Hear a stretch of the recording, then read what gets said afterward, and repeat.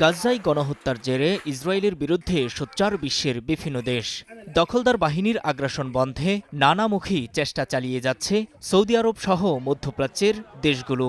কিন্তু গাজা ইস্যুতে রহস্যজনকভাবেই ইসরায়েলের প্রতি নমনীয় সংযুক্ত আরব আমিরাত। আব্রাহাম অ্যাকর্ডসের আওতায় কূটনৈতিক সম্পর্ক উন্নয়নের পর থেকেই তেল আবিবের সাথে সামরিক অংশীদারিত্ব গড়ে তুলেছে আবুধাবি। গাজায় ইসরায়েলি আগ্রাসন শুরু হওয়ার পরও বন্ধ হয়নি সেই বাণিজ্য। এবার সে বিষয়ে বিস্ফোরক তথ্য প্রকাশ করেছে ফ্রান্স ভিত্তিক প্রকাশনা সংস্থা ইন্টেলিজেন্স অনলাইন। তাদের অনুসন্ধানী প্রতিবেদনে বলা হয়, চলতি বছরও ইসরায়েলের কুখ্যাত অস্ত্র নির্মাতা প্রতিষ্ঠান ইলবিদ সিস্টেমের সঙ্গে গোপনে বিপুল অঙ্কের প্রতিরক্ষা চুক্তি করেছে আরব আমিরাত। গত নভেম্বরে ইলবিদ দাবি করে একটি আন্তর্জাতিক অংশীদারের সঙ্গে $230 কোটি চুক্তি করেছে তারা। নাম প্রকাশ না করলেও তারা জানায় এই চুক্তির মেয়াদ ৮ বছর।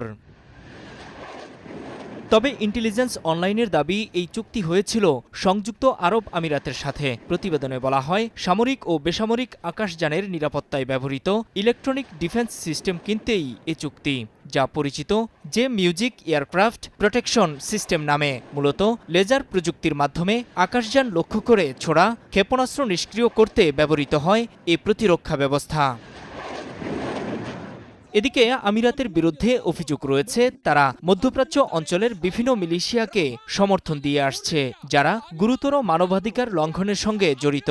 এর মধ্যে সুদানের র্যাপিড সাপোর্ট ফোর্সেস বা RSF অন্যতম। গোপন চুক্তি বা ইন্টেলিজেন্স অনলাইনের প্রতিবেদনের বিষয়ে এখনও নিশ্চুপ সংযুক্ত আরব আমিরাত। মন্তব্য করেনি ইসরায়েলের ইলবিদ সিস্টেমসও। তবে ইসরায়েলের সঙ্গে আরব আমিরাতের এই গোপন চুক্তিকে নিরীহ ফিলিস্তিনিদের পিঠে ছুরিকাঘাত হিসেবে মনে করছেন সমালোচকরা। তারা বলছেন, আবুধাবির এ ধরনের তৎপরতা মুসলিম বিশ্বের সঙ্গে চরম বেইমানি। নূর মোহাম্মদ, স্টার নিউজ।